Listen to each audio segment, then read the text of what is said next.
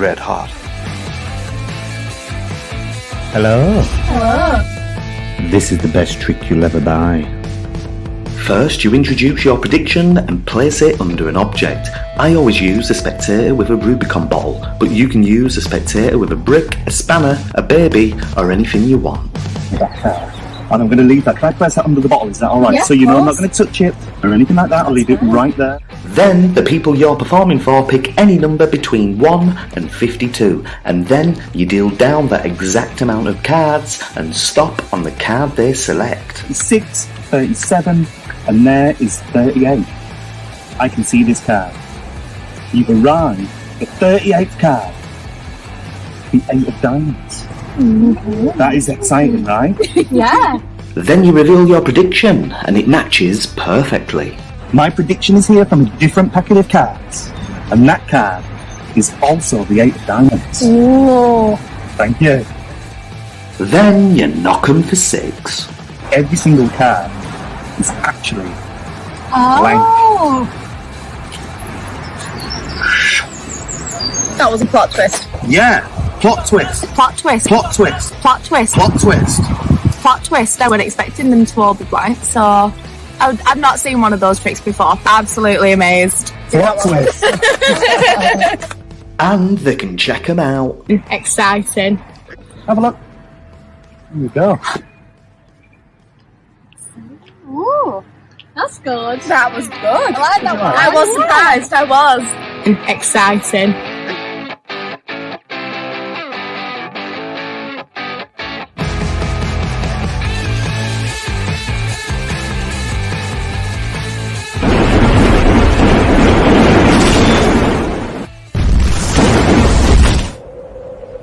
Yeah, how was that? That was good. I think that's a wrap, Joel. Just be careful, the edge is right there in front of you, so yeah. Right, Brill, thanks ever so much. Oh! Oh shit, Joel! Joel! No. Oh, no. No. Alright. Are you sure?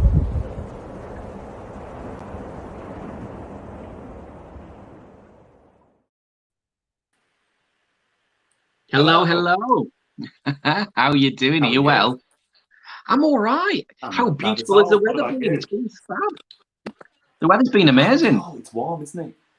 I know. I was stood out in the garden last night, looking at the stars. There was a meteor shower, not a meteor shower. That's right, isn't it? I don't know why I had a bit of a brain fart there. Yeah, that's right. Yeah, meteor shower. Yeah, it was stunning. Well, just stood out in the garden like this all night. Yeah, I was confusing the meet. I wasn't sure if they were aeroplanes or what was going on. It was crazy. Yeah. No, I people may know if they've got me on Facebook. I take the odd picture of the moon and stuff like that. And so last night it was nice, clear night. Good evening, all. Good evening, Dean. Gideon said it's Wednesday night. It's 8 o'clock. It must be Joel and Andy time. Let's hit share. Is Gideon. So yeah. So we don't condone violence on anybody, let alone pop stars. So it's a rumor you've started, Joel. It's terrible. It's terrible. I know. No, it is so. I'm just sorting this computer out here. We've got a brilliant guest on today, Andy. We've got a fabulous guest on this evening. It sort of happened by chance, really.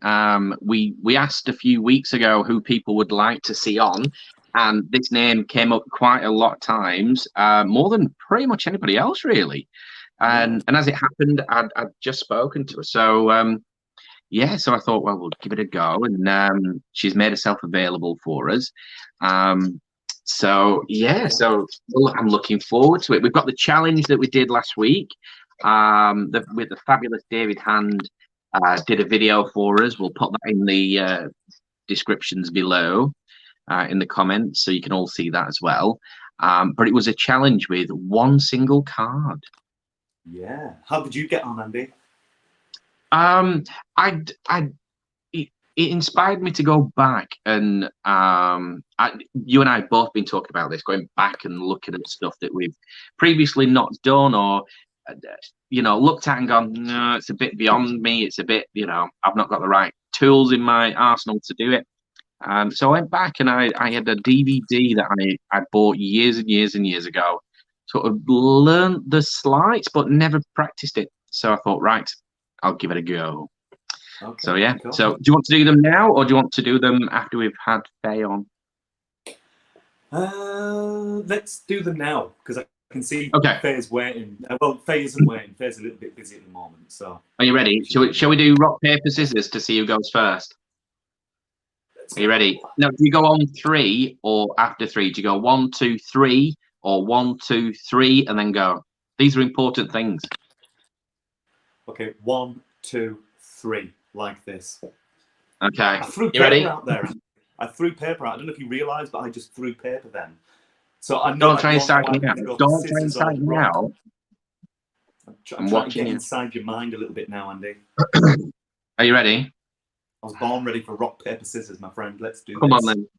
Ready? 1. Oh, whoa. This is too slow. Come on. All right, I'm waiting for you. You count. I'm waiting for you. Come on. Like, go. 1, 2. 1, 2, 3. Ha ha ha! Does that mean I'm double bluff? Double bluff. Choose what do you want. I'll go first. I'll go first.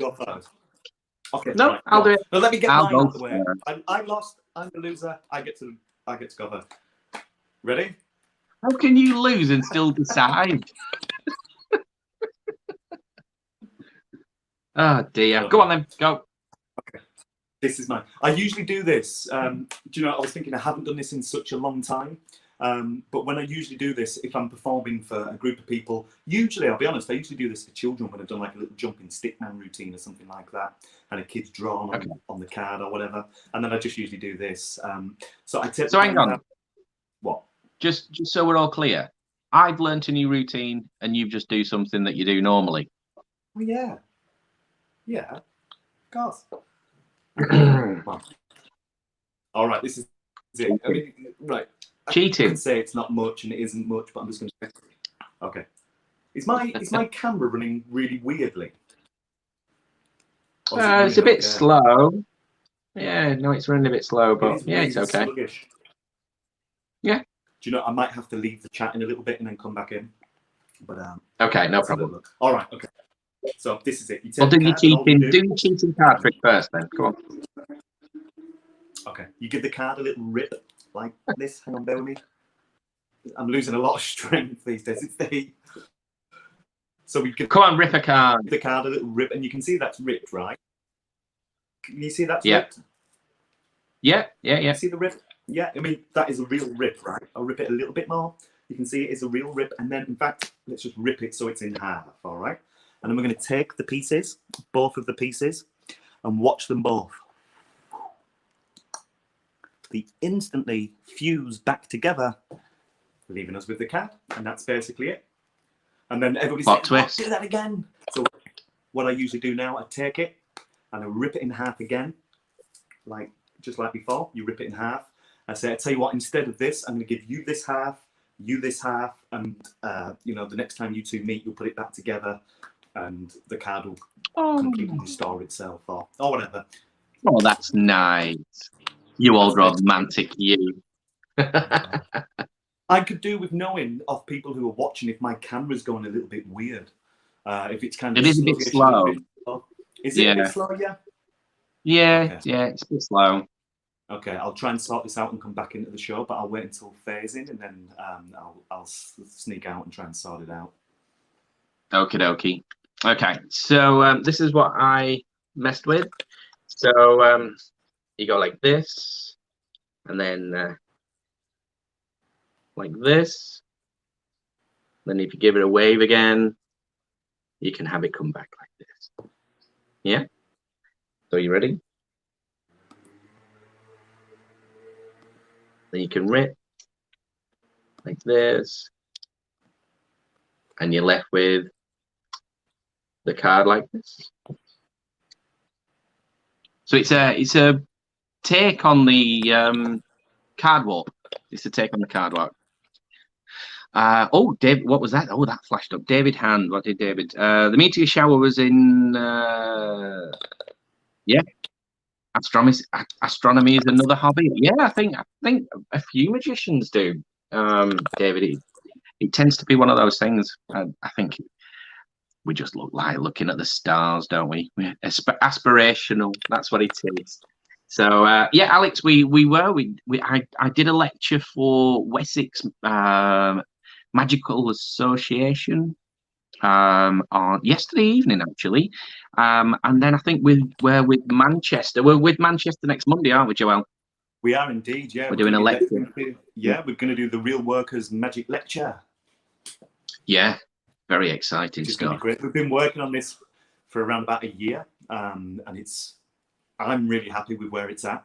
I think it looks. Yeah, we've got some nice stuff. A lot of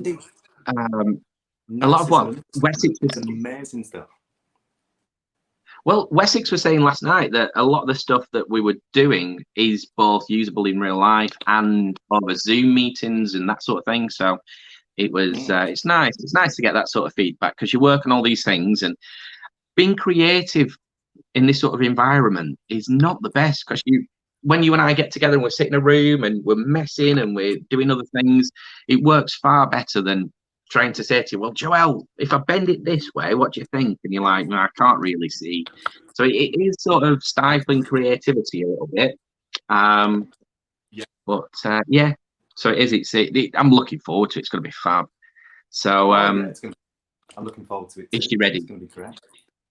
She is indeed. Yeah, should we bring her on? Well, what can we say?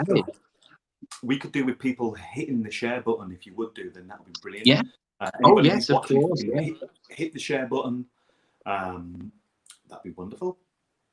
Yeah, obviously. I mean, Fay's known all over the world, isn't she? So, I mean, what can we say about Fay? Performed. One thing I can say is when I perform in the north, I'm from the north. I perform in the north. Yeah. There's just so many people. When you approach tables and you show people magic. Fay is a name that always comes up. People would tell me about. They remember this lady who managed to make a bottle pass through a table, and they couldn't believe their eyes. And and you know who it is. It's straight away. Oh wow, that's the incredible Fay Presto. I'm really looking forward to talking to her. And I can't wait. Yeah. Is there anything we need to play before we bring her on? Yeah. No. We have got some bits and pieces to show when she's on, but there's nothing now other than let's everybody show a huge round of applause virtually. Obviously, you don't want to be sitting in your living room just clapping away. People think you're weird. Hey, should we bring her on now? Yeah, let's do it. Yeah, let's welcome Fay Presto. Here we go. It's the wonderful Yes. Hi, Fay. Hello. Welcome to the Ned. Here we are. We're in the Ned. We're at the Ned. You don't see very often. Oh, look at that! You don't see those. You don't see those sorts of boxes anymore. You'll have to speak a bit louder. I've got background music, I'm afraid. All I was saying was you don't really see the glasses anymore. It's a nice sort of touch. We have to drink it through straws. Now, here at the Ned, it's very civilised. We're all having a lovely time. It's very distanced, but it's very doable. Yeah. And have you been performing there this evening? Yeah, it's my residency. I've been here for 3 years. 3 years? Wow. As things began to ease off a little bit, I came down to see what was going on, and I took the managing director was just sitting down to a meal, and I said, I think it's time we came back, isn't it? And you could see the cogs going round. You could see it's going to cost me money. And I said, no, look, I'm on a government grant, so the government will pay me to come in. He nearly tore my arm. I've been here 2 nights a week. Roberto comes in 1 night a week. I've got Natalie Haverstock, Mr. Looniverse, who's been here a couple of nights. It's there, but you've got to really look for it. You've got to go looking for this. It's not going to... And unusual circumstances as well. The rules have changed completely. It is. But you're doing lots of live shows at the moment. This weekend. I don't know, not lots of like 2 is a lot. Oh, yeah, well, 2 is a lot more than. Somebody decided in a restaurant in South London that they've got a big courtyard and they would put on a nearly normal festival. And Ben Hart got the gig. And he couldn't do his solo show there. There just wasn't enough technical support. So he got Danny Butler and me, and I dragged in my pianist Harry, who I work with. And we just had an absolute ball. It was the beauty of it was 5 professional people coming together, no rehearsals, no blocking. We sat down with a piece of paper. We'll do this, you do that. I'll have the go. You come in there, and it just sang. It was so good. Yeah. Yeah. Yeah. So you were kind of thrown into the deep end with this show. Sorry? Were you almost thrown into the deep end to put the show together? Yeah, it came up. Ben phoned me up and said, you know, I've got this show to do at the new normal festival. Yeah. I mean, what was remarkable, Henry White was brilliant. He's a brilliant tech, as well as a great manipulator. Now, we only saw this place. You've seen some photographs of it. It's in this big, you know. Yeah. And he had to light it in daylight. We'd never seen the space. The show went up at 8:30. It was just beginning to get dark. So how he lit it, I don't know, but he did. And so he was running around like a lunatic, sort of. But when you've got somebody doing tech who is a great magician themselves, yeah, isn't showboating or anything. They're content to just support what's going on. Then as soon as you reach out for something, it's there. It was remarkable. Henry was outside of himself. They had some technicians, but they had no idea what to expect from a magic show. And so Henry lit it. I used my personal. I've got a Spiderflex stage, so we put that up in one corner and put Harry, the pianist, on that. That guy's a genius. He is amazing. And so he sort of plays behind me when I'm doing sort of. I do a version of Gypsy Tread that's a bit of a tearjerker. I will only do it if I really trust the audience. Right. And Harry just plays behind me and hits all the moments. You'd swear it was, tightly choreographed. It's not.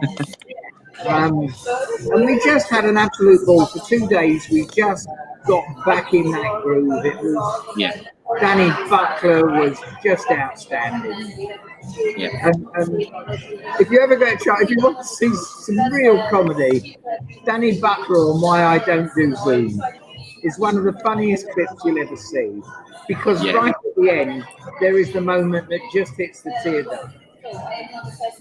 Yeah, I have seen that. All the time is hit the tear duct. Do you want me to try and give you a quick trip around the Ned? That'd be amazing. Yeah, if you could, that would be super. I'm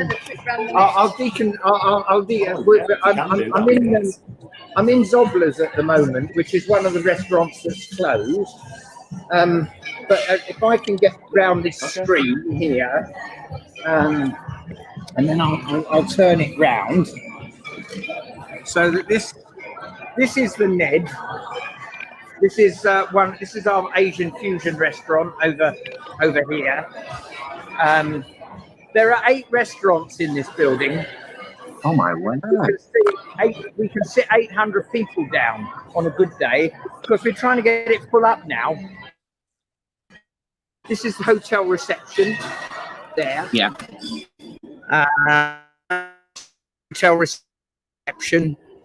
We've got a standing. Well, I think you might be just losing connection there. I think, Faye. So so I think I don't know if you can still hear me. The camera seems to have frozen at my end. So I can't. Can you believe in the Ned 8 restaurants? That's amazing, and they don't look tiny restaurants either. So, I mean, getting around those tables would be a bit of bit of a job in itself, really.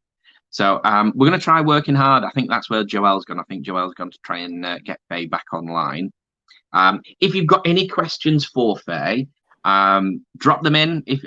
We've got one of the most experienced close-up workers in the UK here. If you've got any questions, pop them in. I'm sure Fay will be happy to answer any questions you've got.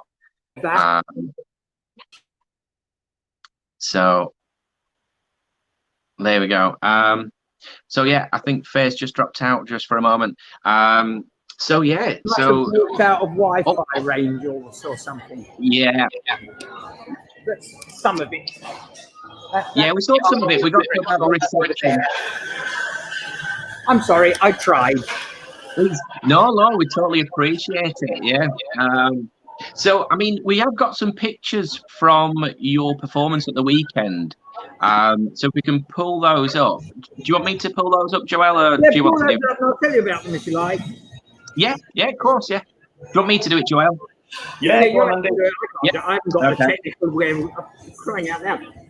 You've got me on Wi-Fi. So we have the first one here. So that's Harry. Now this guy is Harry the piano.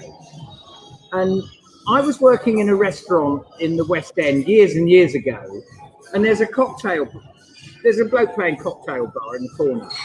And I find the piano is following me around the room. Not physically, but every time I set the fire to a napkin, he's playing London's Burning. if I'm doing Gypsy Thread and I'm saying, did you hear that break? You must have the ears of a bat. He's playing the Batman theme, but without breaking stride. Now, I've always wanted to do some of that clever side, some of that stuff. Well, some of that stuff. Yeah. But I didn't have the discipline to rehearse and get it all beat for beat. But now I've got Harry, and he writes music for you as you go. It's phenomenal. I can't afford him for gigs or anything, but if we do ever come back together, it's just a brilliant moment. Yeah. Look out for Harry the piano. He wrote music for the television documentary that I did. Oh, right, okay. What's the name of the documentary? Is that still available? What's the name of the documentary? Well, it's called Illusions of Grandeur. It was about, I don't know, 20 years ago, something like that. Oh, right, okay. There's another one that Aquilin made called, I think, Fay Presto. So I lose track. Someone makes a film. There's some stuff out there. And we've had a question come in from somebody that's watching today.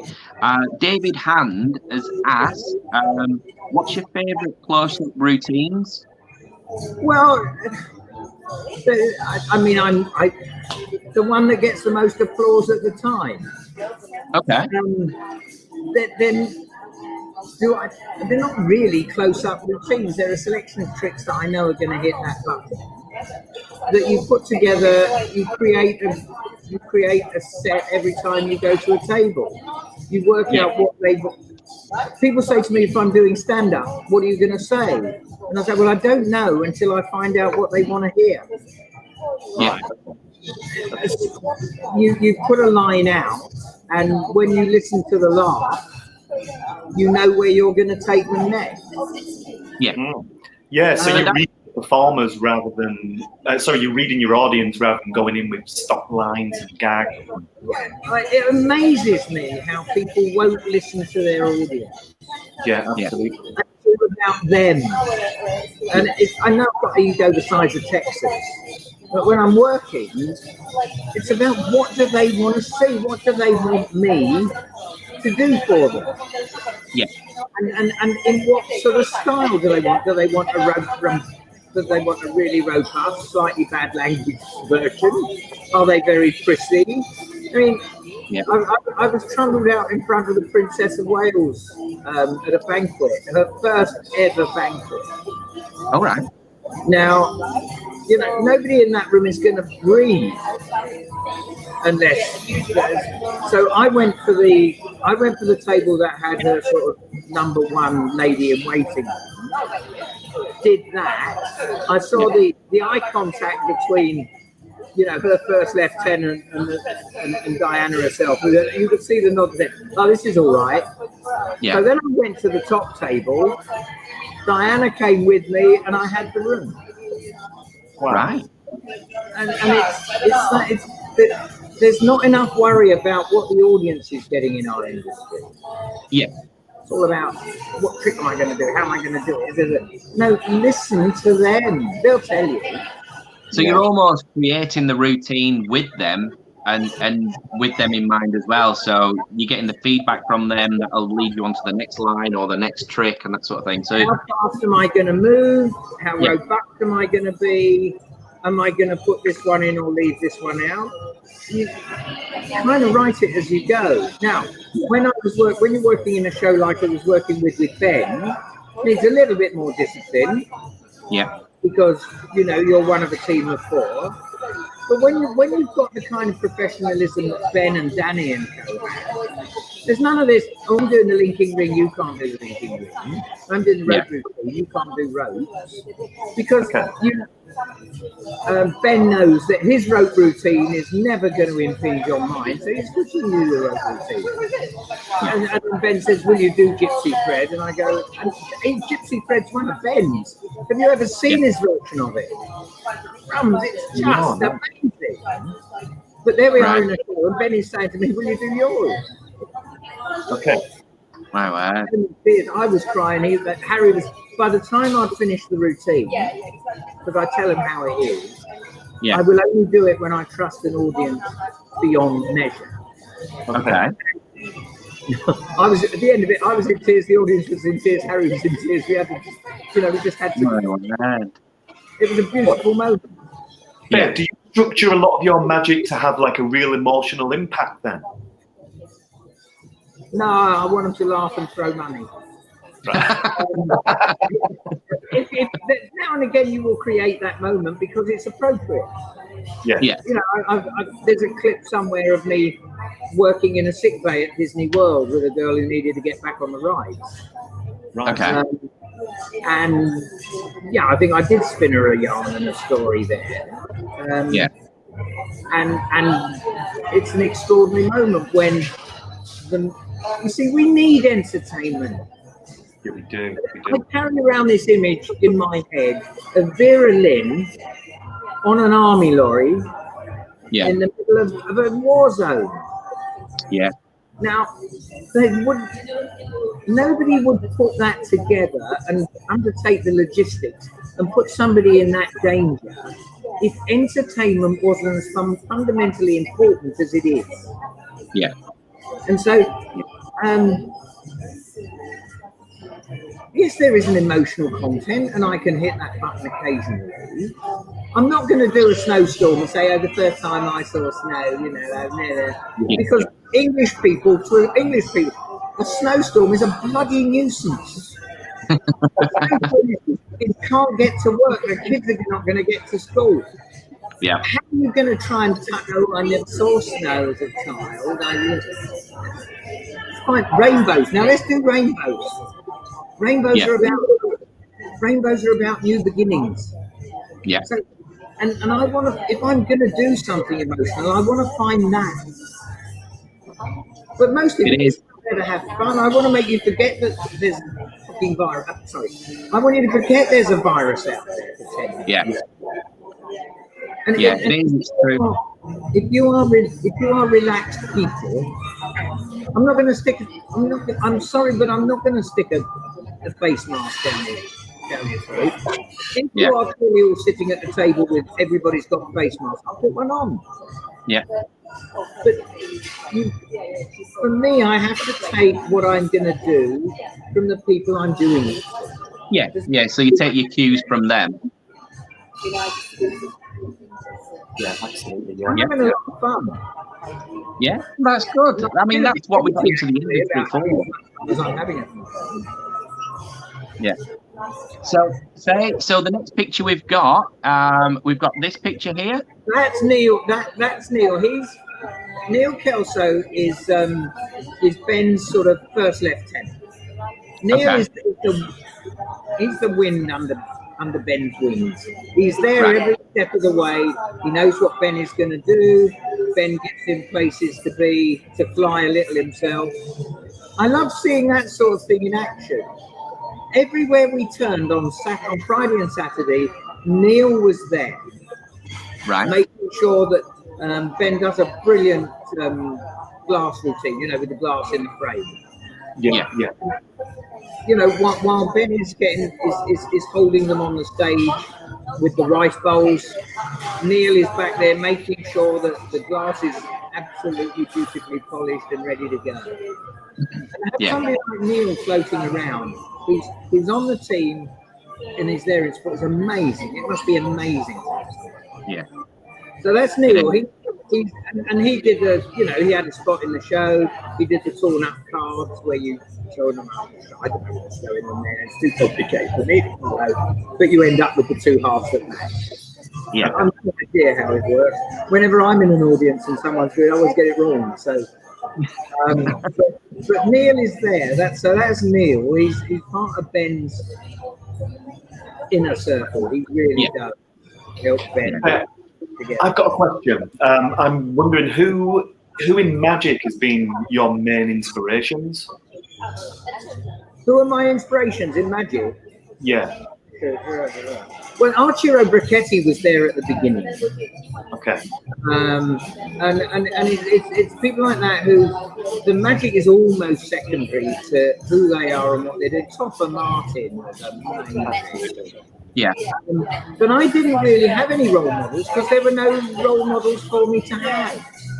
Yeah. And magic was closed. Nobody would open the door and let me in.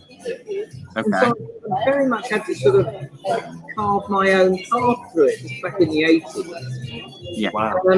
There was a guy called Jerry Hart, nobody's ever heard of. He lives in Germany now, but he sort of came into the Hippodrome one night and said, "Well, you're doing it right." And I thought, "Well, that means strange. I know I'm doing it right now." So my inspiration, I mean, how can you not be inspired by Ben? Yeah. And his whole approach to life and magic. I wish I had that. I don't. I don't have that sort of dedication. But he's an amazing man to be around. Yeah. You can almost feel the passion. Sorry, if I go back in the time, David Nixon, who was last of the avuncular magicians, he was always one of David's last wife said to me, "There's something of David about you," and I just thought, yeah, because he was gentle. That's a huge compliment. And he wasn't out there to make you look stupid. Why do magicians make their audiences look stupid? Yeah, no idea. Like you said, you make them part of the team. But people will know that. They'll feel that when you're not just going through the lines and right, this is when I say this line. You're listening to your audience, and they'll feel that because you react to that and how you perform. So they will feel that a lot more than just going through the lines that you rehearse time and time again. And I'm as surprised as they are when it works. Yeah. You want to laugh naturally as well, and that's the human connection, isn't it? The connection is being real. There's a long thread on Facebook recently about what do you say when you've done a trick. And they say, "How did you do that?" And they say, "Oh, I did it rather well." And the other side of that is, "I did it so well, you're so stupid, you can't see." Yeah. Now, I want it to be, oh dear. Yeah. I'm as amazed as you are.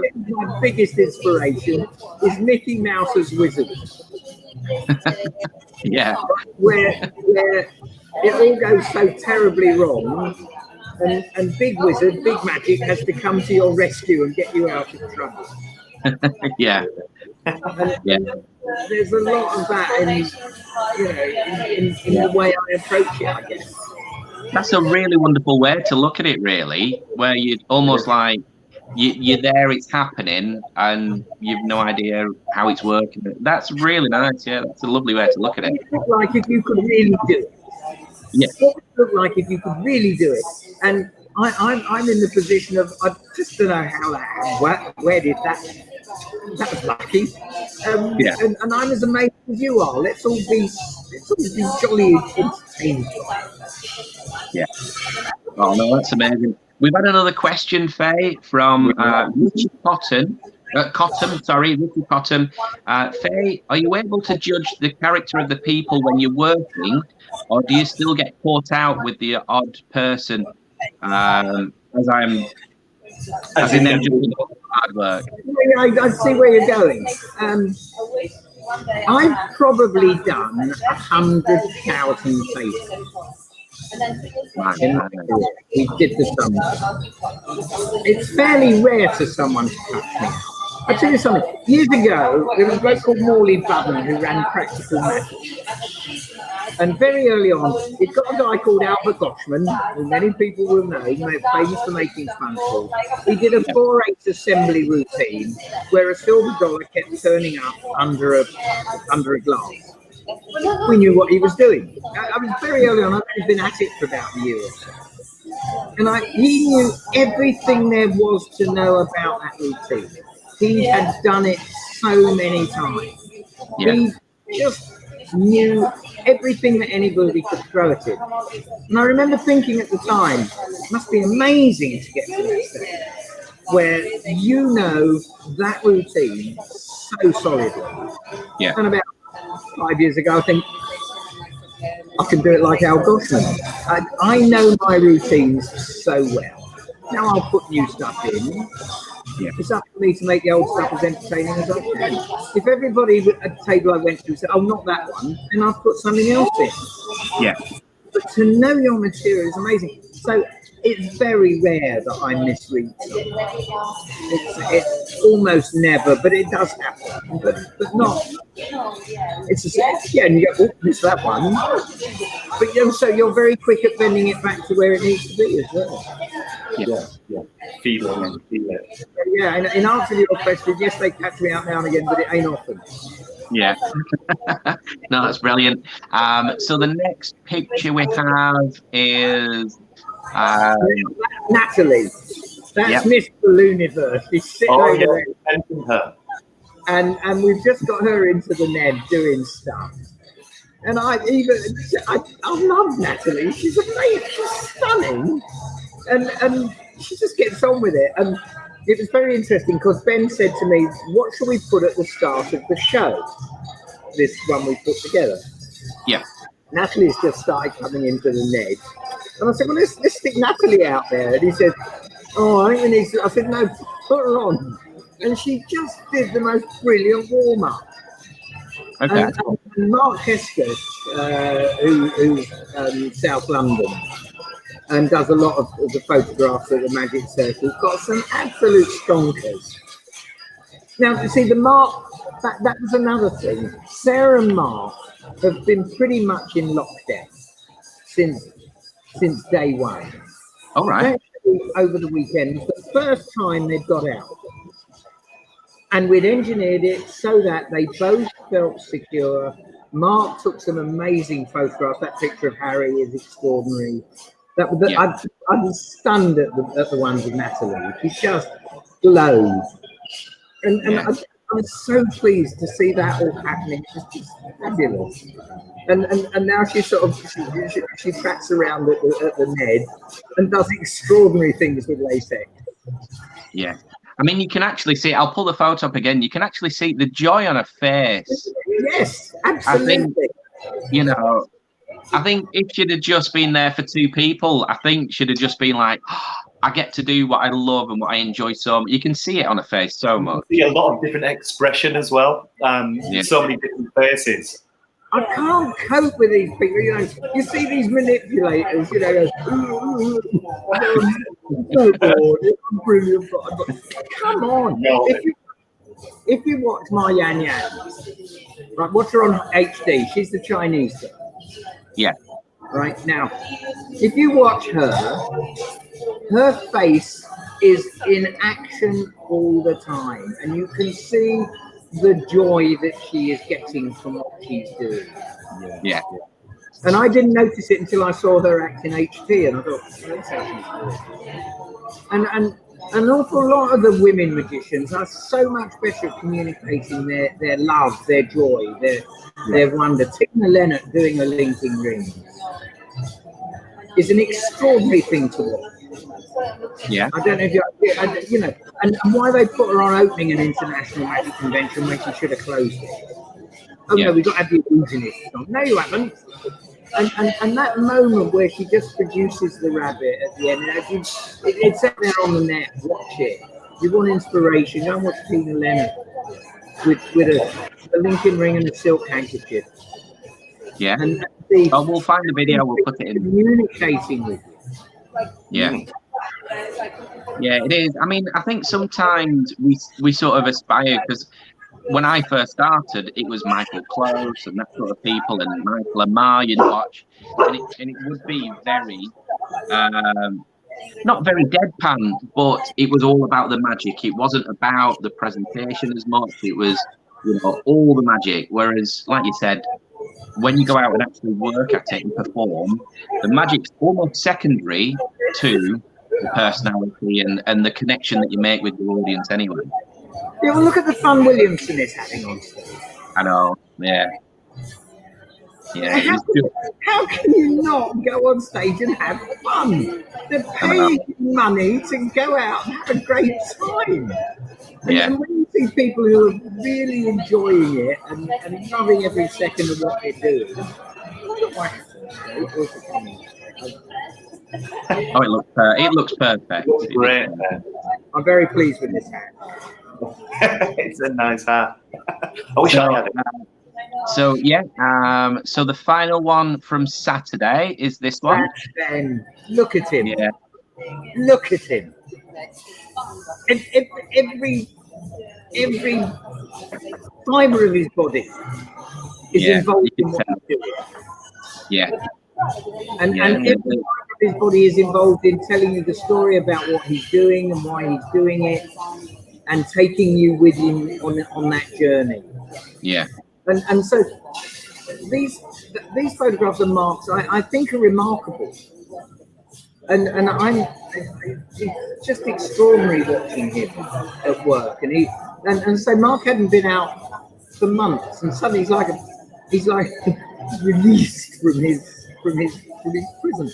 And it was remarkable to see, and what he's turned in way of photographs.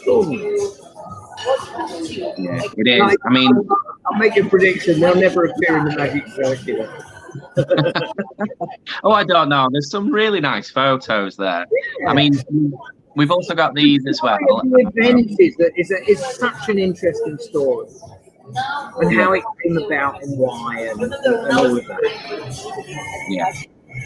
I mean, you can almost tell when you see a performer and the good, you can go along with it. But when you see a performer, and like you said, every fibre of the being is in that moment and is concentrating on that effect and the connection with the audience, that just takes it to the next level. It really does. And you get engrossed in it. It almost seeps through. Wherever you're watching it, it seeps through, and you get engrossed in it, and you just join them on the journey of it. So, I mean, it is an extraordinary thing. If you've never had a standing ovation, it's an amazing thing, because it is the most profound compliment that a British audience. Oh yeah. And when they just suddenly go, it is profound. You float it. Yeah. And it's an extraordinary thing. It's only happened, it's not like the American ones, which are a bit choreographed. No, if an English audience stands up, it's a special thing. Yeah. And they are just saying, I can't help it, we love you. Yeah. And that moment where they tell you how much they love you. Yeah. I guess with that as well, your audience are also showing that they've enjoyed your company as much as you have enjoyed theirs. Oh yeah. So this is. Sorry, Fay. Aren't we lucky to be in this business? Oh gosh, yeah. I mean, it's battered and bleeding, and it's in a terrible state at the moment. But aren't we lucky? There are these edges that if you go looking for them, you can find them. Yeah. People as well are crying out for entertainment and connection in any form they can get at the moment. Oh, I find that the reaction that I'm getting at the table is twice what it usually is. Yeah, absolutely. The reaction on Saturday night. Yeah, it was a good show. It was a great show. But they were so up for it. Yeah. Every step. Yeah. Well, is this from Saturday? Oh, sorry. Go on. Oh, sorry, Andy. It's all right. Is this from Saturday? Yeah. This was Saturday. This was early in the evening. We were still in daylight mode. That's the very first set. I do a cut and restored microphone lead, and it was because on the night Harry said cut my sound at the same time because he was playing behind me. So you cut the lead. Not only did my sound go out, his sound went out, and he's plonking away. He goes, "We're doubled up. I can't, you know." Yeah. Again, the creativity that people bring to that moment. Yeah. You know, he's a creative guy, and you just lay back, and it was a lovely moment. He's plunging away, nothing's happening, and Mark caught it, and it's And it must be a credit to you because he must do hundreds, like everybody else, he must do hundreds of gigs and see lots of magicians or lots of other entertainers, and for him to actually watch you as you go from like you said, he was playing Batman music when it was appropriate, and he was playing London's Burning when it was appropriate. So for him to actually watch you on every table must be a massive sort of. Well, that only happened once. Oh, well, yeah. in Braganza restaurant. No, I can't afford Harry. He is a towering genius. No, what sparked it off was that, and started our relationship when we worked together, was that, I mean, he wasn't a cocktail pianist for long. Yeah. But we Wednesdays at Braganza, which was a restaurant in Soho, was where he started following. No, I'd love him to follow me around every table in every venue, but no, that doesn't happen. But what I'm saying, we get to work together. Yeah. What I'm saying is, when I perform and you meet people along the way, they must see lots of other performers, but for them to show an interest in how you perform and to sort of want to play along with you, even if it's just the once, it's a credit to how you perform, because it's not just interesting for the people watching, but for the other artists as well. Yeah, again, it's the nice thing about this. I mean, I love doing burlesque. I've done the odd burlesque show. I'm sort of favourite burlesque star. But I love seeing those girls doing what they can do. It's extraordinary. Yeah. And for Harry, who is, I can't tell you just what a talented pianist and performer he is. Early on, one of the very first Presto Pack shows that we did, the director said, Harry, we need some music to get Fay on stage with, because it's going to take her a long time to get from the VC of the car outside to the theatre to get in with all the luggage. So he played this piece of music, and she said, "That's perfect, Harry. What is it?" And he said, "I don't know. I've just written it." Wow. And I now use that piece of music to play on music. If I'm doing a stand-up spot at the end of a wedding, for instance, and there's mayhem going on in the room, I play that track at maximum volume, and everybody goes, "Something's going to happen. Something's going to happen. No, something's going to happen." And it doesn't matter what is going on in the background, it focuses attention. And as I say, Maggie said to him, "What is that, Harry?" And he said, "No, just." When he came in the next morning, he said, "I've just orchestrated that for 48 pieces." How you can get people like that to work with you is just amazing. When I see what some people do, and you go, "Oh, why are you doing that?" Well, I mean, we're all different, and I think sometimes we need those people just so we know. I'm not belittling. No, please, I'm not belittling people or stuff. I'm in trouble at the moment because I said there was a thing about somebody was writing a thing about a coin in bottles, and someone said, you put lipstick on a duck. And somebody's written a whole book about things you can do with coin. I understand that, and it's necessary, and somebody will find something original in there. For me, I want to get the coin in the bottle, have them go wow, get out, and get on to the next one. And there are wrinkles that I've learned along the way, like there are 48 different back designs for a 50p piece. How do you deal with that? Yeah. Well, the interesting thing is, that people don't look at the back design of the 50p before it goes in, but they look at it when it comes out. So I just switch it out for a boring one. Yes, yeah. Or if they're only Winnie the Pooh 50p piece. I'm not going to use that. That's too valuable. Give me an ordinary one. Or whatever. There's all sorts of excuses you can use to get on with the next bit. Oh, yeah, definitely. Yeah. But in America, it's interesting because they've only got the 25-cent coin. Yeah. It's not very impressive putting that in. No. And also, they've got 52 different back designs. Well, so right. 5-cent coin, put that in the bottle. They're impressed. Then I give them a handful of Heck Kennedy $dollars and say, pick one. Wow, that's seriously impressive. In the meantime, when they're looking at that, I'm changing their Massachusetts 50-cent coin for one of the ordinary standard ones that I carry in my pocket. When it comes out, it matches. Wow. You see, I've learned something there. I didn't know how many back designs there were. I thought they just all were exactly the same in the States. I didn't realise. No, each state has its own 50-cent coin. Yeah. Wow. So you have to, and say that they'll look at it when it's in, but they don't, forgive the expression, don't pay much attention to it before it goes in there. So every now and again you'll get caught out, but it's a much better way of getting some strength out of the trip. Americans take note. Absolutely. Yeah. Oh no, definitely. Yeah.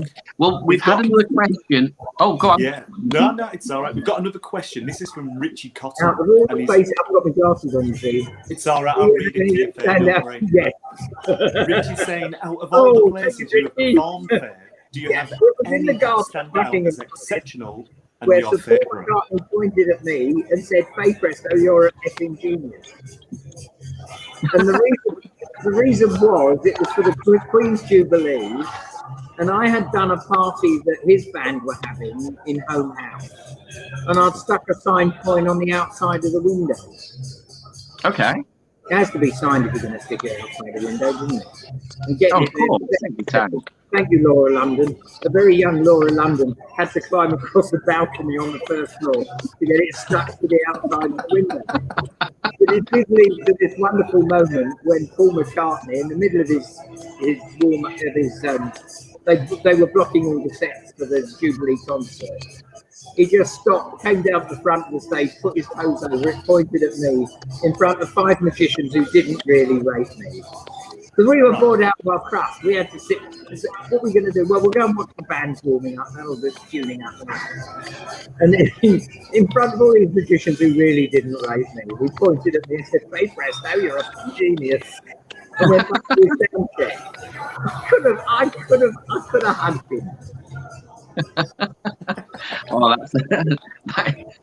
that's a quote for the website. We've got this one as well, Fay. So is this from Saturday as well? Yeah, that's, I think we've just poured the water out in the newspaper, and we're both enjoying the success of it because I didn't expect it to reappear. So that's Harry and me doing our set on the Saturday. Yeah, and then we have this one. That's interesting. That's my opener. Oh right, okay. I ought to start every show with that. It's a champagne bottle production. Right. Okay. Brilliant. And I start out with a white silk, a red silk, and blue silk. Beauty of that is I can carry it in a carry bag, so I can do it at any point. But I will open with it. And I start off by saying, has anybody got a birthday today? and you would be amazed how many audiences of 200 people nobody's got a birthday. Right. What about this week? Nobody's got a birthday this week. What about next week? Nobody's. Then they start pointing at each other. And I go, no, I want somebody brave enough to say, it is my birthday. And eventually somebody puts their hand in. And I produce a nice chilled bottle of champagne and give it to them. No string. No, you know, I'm going to come up here and I'll make you look a twat. No. And you can feel the whole audience go, oh, we want to play. Yeah. I wish it was my birthday. Exactly. And suddenly they're all on my side because they know that I am not going to make them look idiots. I am not going to chain them to a microphone stand or do anything that. And when I do the table set with my half semicircular table, an interesting thing happens there because my people from the audience are sitting behind a table. Yeah. They're on home territory. They're not worried about whether their feet are in the right place or whether they're facing the right way or do I look fat in this skirt. All the one. We're used to being up there. Yeah. We live up there. The people you've dragged out of the audience, you're going to take care of them. Yeah. And so that one trick where I produce a bottle of champagne and give it to no strings, thank you, happy birthday. Yeah. You absolutely feel that reduction in tension in the whole audience. Yeah. It is remarkable moment. Yeah. Because they almost feel like they're going to get something for participating, really, rather than being made to they don't have silly. to participate.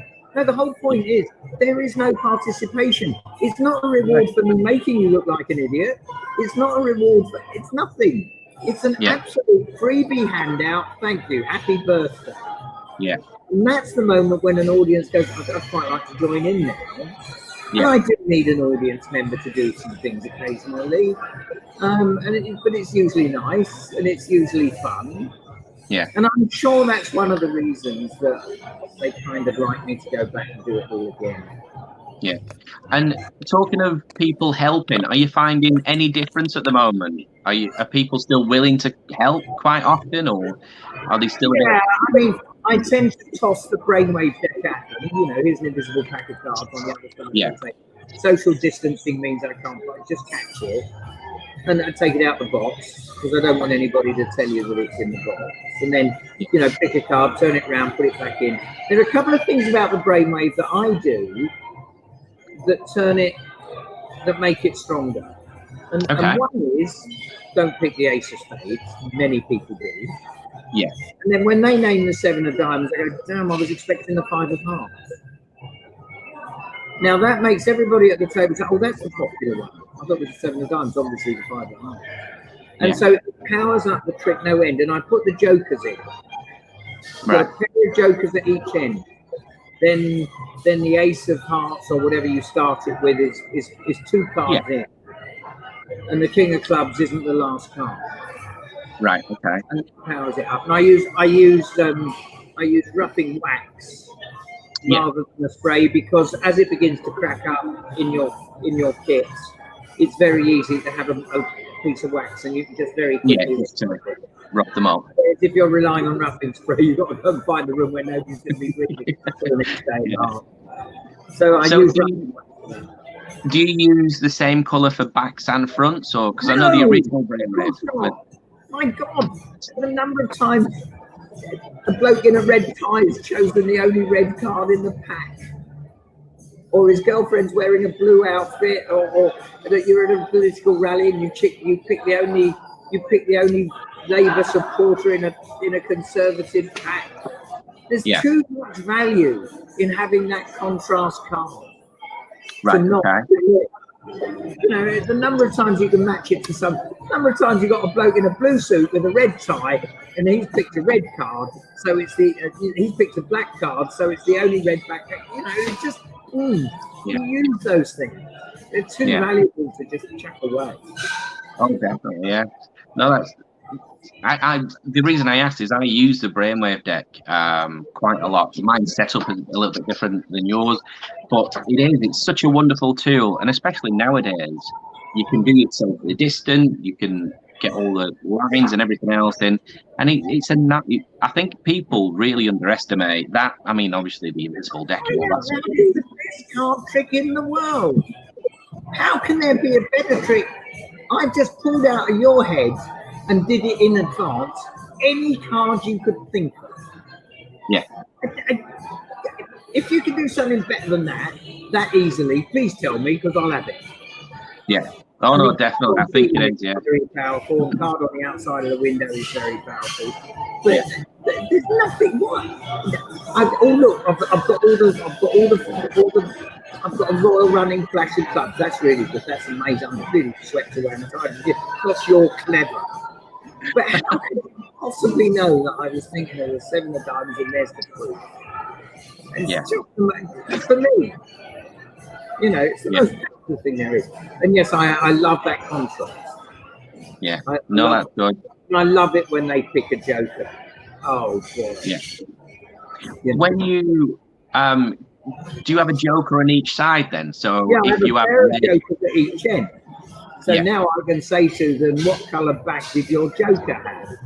And they go blue. And I go, sorry, I've only got red cards. They've got me twice now. Oh, I've stitched you up good. But the joker's the only one up the long way, and it's the only one the long way. So, yeah. And so you put a pair in at each end. Yeah. No, that's really good. That's amazing. So do you, because obviously that's your setup and everything else, do you make those, or is that just how you set them up? Do you make them to sell? Sorry, that's what I meant. Do you produce them to sell? Because that's obviously your... I'm sorry, I'm too busy to sit at home all weekend making up brainwave gangsters. Leave that to the dealers. They've got a living to make. I mean, my lecture notes. I'm on Penguin. Okay. Might have the odd one of my lecture notes around.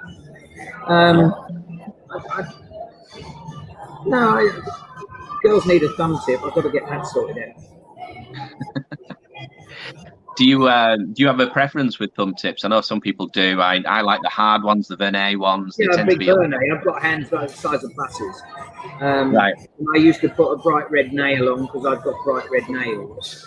And I came home one night after a night at Langan's and I've got a French manicure and I hadn't noticed I've still got the red nail on the thumb tip. And that told me something. You don't need to bother. Yeah. But you do need something to help you get started. Okay. You need something to give you that confidence. Yeah. And then you can leave it behind. I do the rope routine when I'm teaching sometimes with a chrome lipstick tube. It's about 4 inches long. And you just, you want to see my thumb tip. And you stick the lipstick tube up. Bloody hell. It's one of those things. But you need to get there.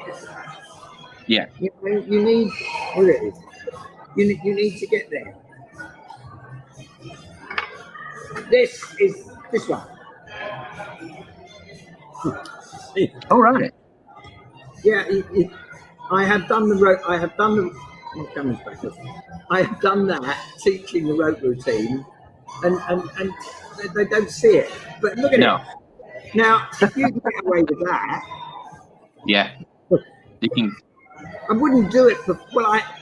If I get caught with no kit, I would use it. Yeah. But but you do need something to get started. Yeah. And to start with, it needs to be a half decent match, so that you then begin to realise just what you can get away with. Yeah. We have had another question as well. Do you find that simple effects prove to get a stronger reaction with people over more complex ones? Going back to your brainwave deck over a flush sort of revelation, that sort of thing. You need to ask. I know. I mean, the simpler the better. They've got poor, simple little brains. They're pissed out of their mind. They're bored to death. They're trying to get into the knickers of the girl opposite them. She's trying to stay out of his clutches. And you want to sit there and sort all the cards out in the black and red ones and expect them to watch? No. Do you know, seeing as you put it that way, yeah, I've never thought of it that way. They've got 1,001 things going on in their head. The last thing you're going to expect them to concentrate on is some convoluted effect that's going to take them. No, the rotating piece is back together. That thread, I broke it myself. You put it all back together. The bottle's gone through the stuffing table. What? Yeah. Even when look, I'm working in a restaurant with it. Sometimes it's pissed as fart, and so it's got to be direct. Yeah. As soon as I see a close up, Matt go down, I go, oh dear. But I know that there's a place for it, and I know that there are different strokes for different folks and stuff. Yeah. But for me, no, it's got to be pow. Yeah. On to the next one. On to the next one. Oh dear. So we've got to see a close up. Oh dear. Put that there. Oh, that's Joel. Joel, he's having a few technical issues, so that's why he's come out and just sort of. But honestly, so would say if somebody's been practicing for a long time and sort of, I want to go out and perform a bit more now, is there any tips you can give people? Is there any sort of things that you've learned over the years that you can say, I did this, don't do that, try this? This is it was so long ago. It's 40 years. It's 100,000 tables ago. My word. Now, I do remember that I wasn't ready to go out, but I did. Yeah. And that I was as amazed as anybody else when it worked. And I went out. When I went out, I had, what did I start with? Pretty much burnt restored napkin, a breakaway deck. I think I had a stripper deck. Okay. Some coins, cigarette £2 coin. Wow. Okay. Wow. When everybody's got a cigarette and everybody's got a £1 coin. And you've got to, but don't do it for magicians. And don't do it for people who know how it's done. Don't do it for your family. I just found I was being invited to a lot of parties. And they were clapping. Well, they didn't invite me and clapping to pay, maybe. And they did. But no, it's really difficult. But practice on. Look, I'm so amazed at people who can spend all night practicing and live there. For me, I want to get out there and get the applause, and I want the money. Yeah. Please, will you pay me? Yeah. And so, try to talk for a long time, isn't it? Well, what have we done? Just over an hour, Faye. Yeah. So, but I'll be honest. I mean, it's such a wonderful thing to be able to hear from somebody that's had such a long time in the industry and had lots of it. Like you said, over 100,000 tables you've performed at. So there's nothing you've not seen. There's not been a line or a comeback or a I was the bookmaker of a nightclub in Berlin. Didn't speak a word of German. And they said to me, it doesn't. They'll either speak English or pretend they do. Get going. And there were devices that I came up with that would get around that. And you know, the first time you go out in front of an audience of 1,000 is a bit scary. Yeah. Do what you do. I'm trying to think where it was. It was one of the big parties. Where somebody said to me, "Oh, I said, that wasn't you." I said, "Yeah, but it was the Princess Royal." I said, "Look, we booked you because we know what you do. Right. We've seen you do it, and you have to trust our judgment to do what you do because we booked you." Yes. Yeah. And that just opened the door, and I suddenly went, "Right, okay." I did have a situation once where a West End agent, he's just passed away, Michael Black, he was very sort of, he said, "Here, Fay," he said, "next, you've got a nice body, get your tits out of there." And along came a Michael Black job, and I thought it was Michael Black, and fine. And I went with a very low. I was in the room 45 seconds. I was thrown out in reverse by two heavies who came up to me, got an arm under each, put an arm under each arm, and dragged me out from the room. And as I went past the door that led in, I saw a sign that said, London Conference of the Nevada Seventh-day Adventists Banquet.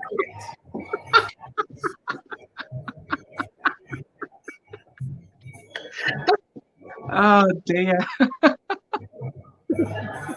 My word. There's been a few laughs. And I'll tell you something else. The greatest pains that have been inflicted upon me in my entire life have been inflicted upon me by magicians. Really? Yes. God. Without a doubt. Oh, there we go. So Caroline Griffiths. I'm sorry, Caroline, I haven't. I did write a book once. It's at the bottom of a filing cabinet somewhere.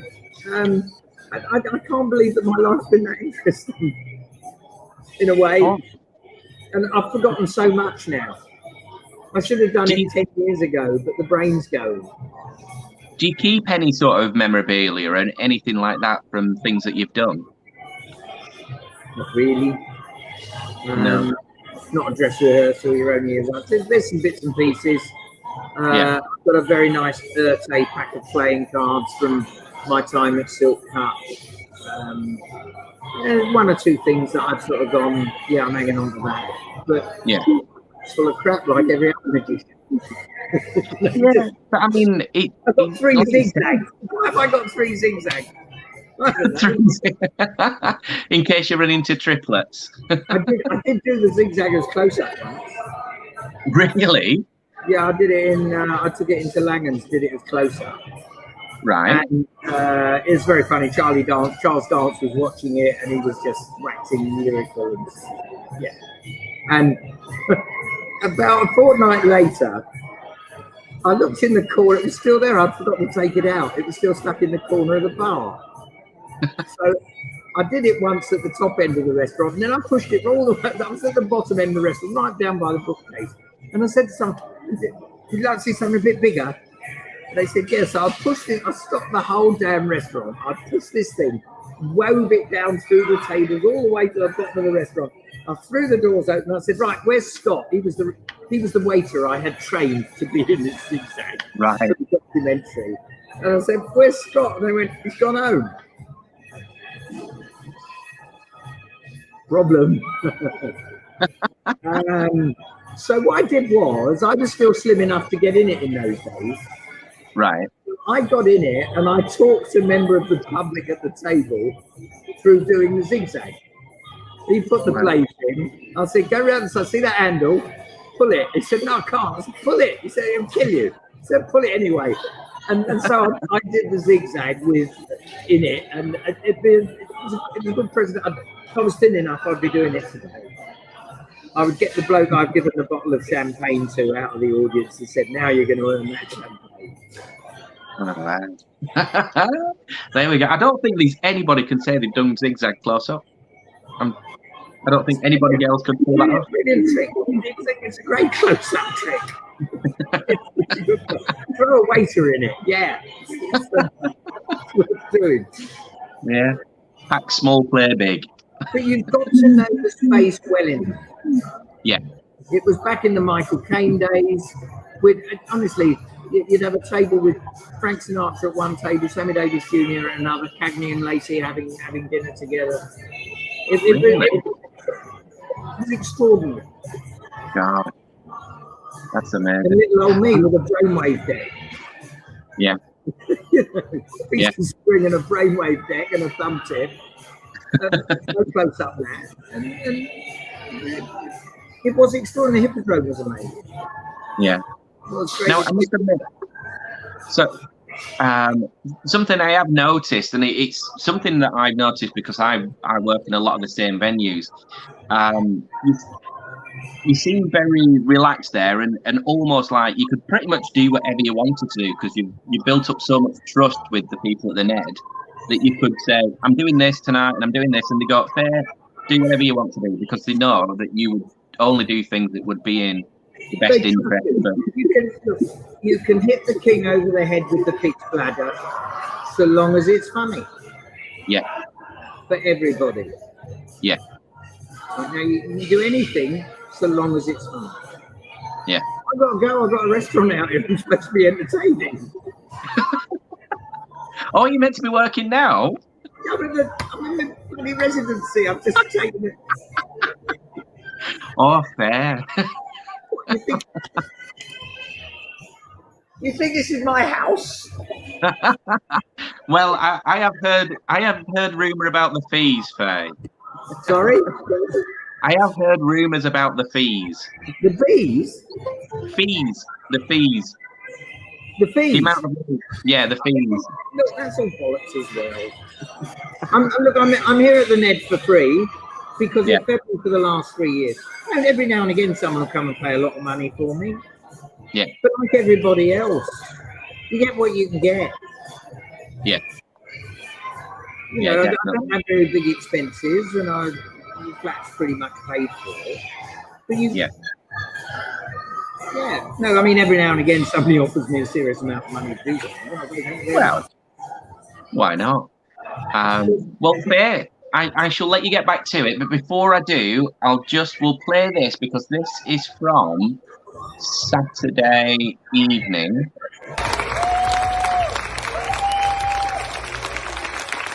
Thank you so much, everybody. Get home safe. Thank you. Bye-bye, everybody. Bye-bye.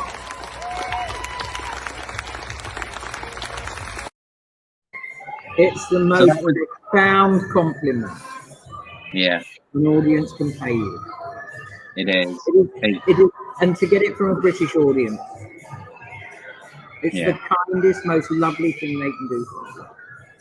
Aren't we lucky?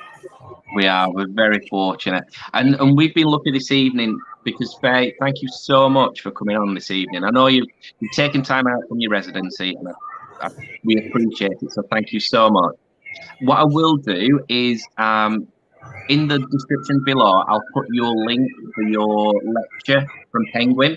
So we'll put that up there. And if there's anything else that you want to actually send us or anything that you know, let us know, and we'll happily put it on our feed for you. That'd be a pleasure to do. Caroline, you just made me weep again. Thank you. No, you have. Oh, Faye. Well, thank you so much. And listen, I know it's only me, but Faye, are you ready? Oh, thank you so much, Faye. Thanks a lot. I've got to go. All right. Enjoy your evening. Take care. I'll do my best. Talk later. Bye-bye. My word, how cool is Faye? Do you know what? When I started out, I probably mentioned it. I worked in a magic shop in Bolton, and I used to make coin bottles, and we actually supplied Faye with her coin bottle coins, and Andy would look at the coins and go, nah, Faye wouldn't like that one, and he would. So you know, it is to finally meet her. That's the first time we've actually sort of interacted face to face, really. I think we spoke briefly at one convention 2 years ago, something like that, really quickly. But that's the longest conversation I've had. And oh my word, what she should write a book. In fact, Joelle and I'll have a word. We'll try and get her to dig that book out, and we might, because it's so fascinating. It's unbelievable. Now, I don't know if Joelle's going to be coming back. I don't know. I think he's having trouble with his camera at the moment. So, oh, there he is. Oh, not just your camera and microphone. Oh, there we go. No, unfortunately, my lighting rig bust on me, so it's left me basically looking like some kind of a drug dealer. Listen, we've turned to all sorts during lockdown, so don't worry. But that was great, Andy. Just watching you two chat away was brilliant. You know, it's so, because I think like everybody else, I could listen to her talk for hours and hours and hours because she's so knowledgeable and so matter of the fact as well. She will just go, no, this is how I do it. This is how, there's no sort of, well, what I do is yeah. How, I mean, did you see that the top off the thing? Yeah, I use this. Yeah. Brilliant. But yeah, unbelievable. I mean, I do you know what? This is the highlight of my week. I get to spend time talking about magic and listening to people talk about it that when I say grown up in magic from being sort of early 20s, 19 I was, 19, 20.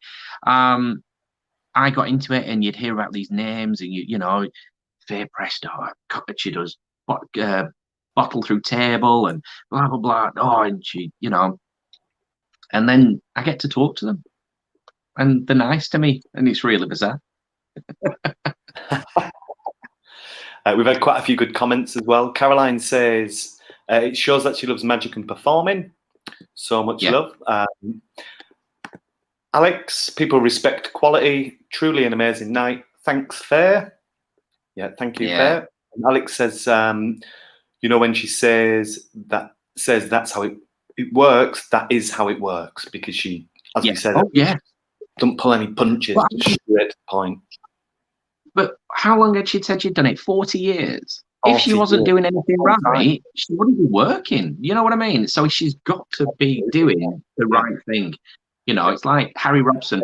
I spoke to Harry, and what he does works. He's worked for. He's made a living at being a magician for, again, probably the same amount of time as Faye, 40 years, something like that, 30 years, whatever he's done. For me, I think one really good tip there was, even with the shows, like, go out and talk to the audience and then see what they want. Now, just doing your lines, delivering your routine. I mean, it's a much more memorable show if you talk to them, and that makes a lot of sense. So it's just a really good little tip, rather than going out doing your stock stuff, copying other people's routines, or your own lines or whatever. But forget them. Just talk to them, because them lines, the gags, the jokes, they're all there anyway. That they can come out when they come out. And you tend to find, I tend to find the funniest acts are when they're more organic. When I'm talking and listening to the audience, and they'll say something, and then, I once did a stand-up gig at, it was a golf club, and I got there early to set up on stage and do everything else, and the woman said, she said, "Oh, we've been busy today." I said, "Oh, golfing." She went, "No." She said, "We've had some men's health sort of charity in, with a doctor doing prostate exams." Right. So I'm like, oh, right, okay, that's a bit odd. She said, "So we've had a lot of people come in because obviously they feel more comfortable coming into their own golf club than going to the GP and that sort of thing." So that was the idea of it. So as I was getting ready, I noticed that there was some rubber gloves on the table. So I opened the show with, "Good evening, ladies and gentlemen. My name's Andrew Dean. I'm your magician for this evening. But I do have a second job, and I believe some of you didn't come this afternoon." So I blew the glove up, and obviously it got a laugh and everything. But I couldn't do that line anywhere else. It wouldn't make any sense. So tailoring it to your audience is wonderful. It's just absolutely, yeah. It is. Hey. So, and I think people obviously were asking about a book and things. I think it'd be an amazing book. Yeah. Can you imagine a live story? Just unbelievable. I think it will happen. I think it will happen anyway at some point. Well, I mean, she said she'd sort of written something, but she said, it's at the bottom of a cupboard or a drawer somewhere. And I'm like, right. So yeah. So we might be having to venture down to London. We'll go, come on, Faye, we'll find it for you. You talk, I'll type. yeah. Well, I nearly let something out the bag there. We've got a project on the go, where we're currently working on something very similar to a book. With a well-known magician, aren't we? But whenever we work together, I just put the mic on. I put my phone on dictaphone. Yeah. And I'm like, oh, what about this story? What about that story? And tell me about this and tell me about that. So I've got hours and hours and hours of actual stuff on my phone. And it's going to take me hours and hours and hours to type it. Yeah. I'm looking forward to that because I like that. Yeah. Yeah. Great. I'll play it in slow motion and just type it up. Well, I found something the other day which has helped Claire, because when Claire's working, she has meetings, so she's got to type up meetings and stuff while she's. And I found that on Word document, they've got a talk to text. Yeah. So you could just set the dictaphone off and let it go, and then just amend it. Yeah, absolutely. Yeah. Just making your life easier all the time. It's incredible stuff. Hey, thanks.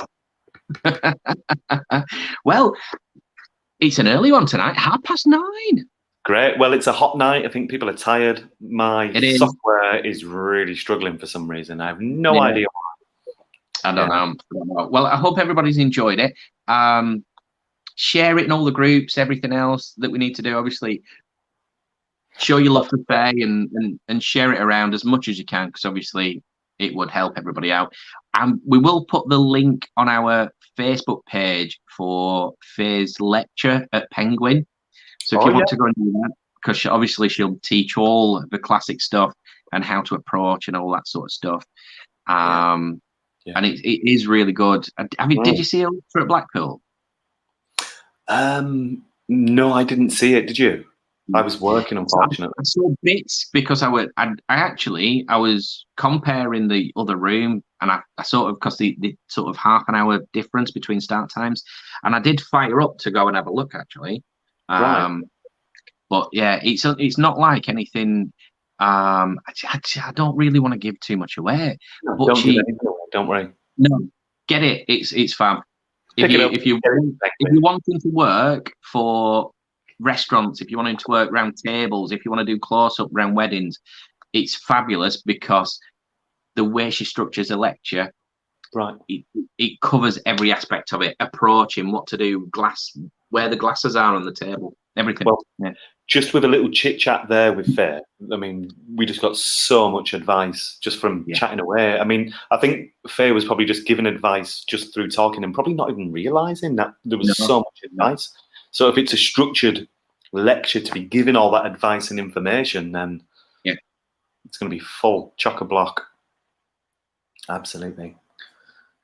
Caroline says she loved it and it was the highlight of her year. I thought you were going to put Gareth Whitty's comment up, Dawn. Gary. Well, yeah. Richie saw her at Blackpool and was totally amazing. Yeah, she was. She was good. Sorry, I can't get over what Gareth written. Gareth, I'm going to go and take my eyeballs for a wash.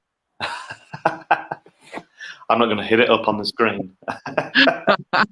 Just as we leave, just flash it up for a second. No, I'm not doing that. Why would you do that? There's no way I'm going to highlight something like that. No. I mean, Gareth, I've got to be honest with you. Have you tried to get a signal on one of those things? Terrible. I'm going to get 2 bars.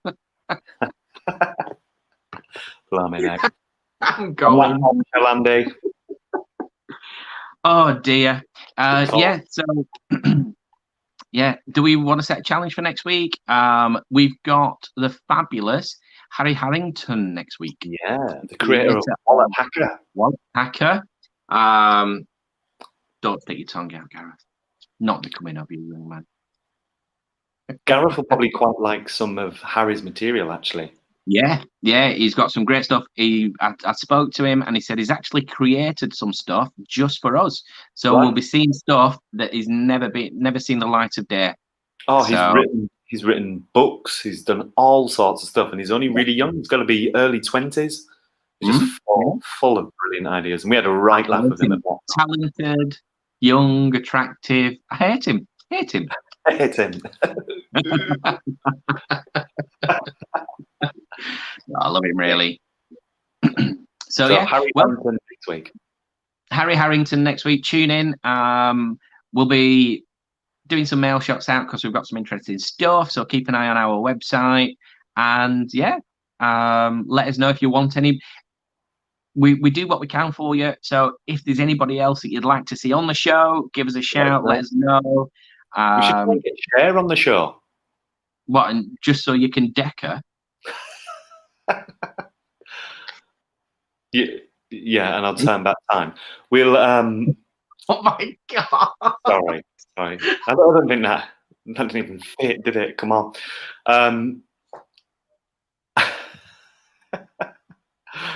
Sorry. Oh, I think you should dress up as Cher for the next show. Are we sort of verging into sort of your fantasies? Do you want me to dress up as Cher? That's okay. If you want, I will do. Jason Sankey, we'll ask Jay if he wants to come on. Good luck. Yeah, we'll try and I mean, we can only ask, can't we? Absolutely. Sorry, I haven't suddenly start to learn sign language. There was a fly. I was just. I thought that was sign language for get that fly away from me. Yeah, that's pretty much it. Yeah. I wonder if that is it. I can do my name. Are you ready? Oh, here we go. Oh, hang on. A-N-D. A-N-D-Y. There you go, Andy. There you go. Yeah. Joelle. Hey, look at that. You see, you didn't know, did you? You didn't know we were multilingual. Oh, yeah. I can speak Klingon, remember, as well. So. Oh, yeah, you do, don't you? Yeah, that freaked me out. Not quite fluent. I can speak fluent Spanish. Yeah? Perfecto. You see, I learn something new about you every day. It's impressive stuff, isn't it? It is. Right. You lovely lot. Enjoy your evening. Have a wonderful week. And see you all next week. Next Wednesday, 8 p.m. Bye, everybody.